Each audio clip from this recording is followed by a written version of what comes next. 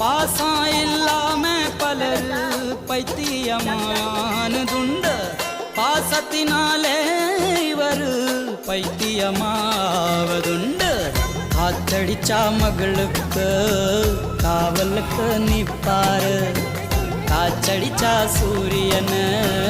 கைது செய்ய பாப்பாரு மகமட்டும் உசிரு மத்ததெல்லாம் இவருக்கு கொசரு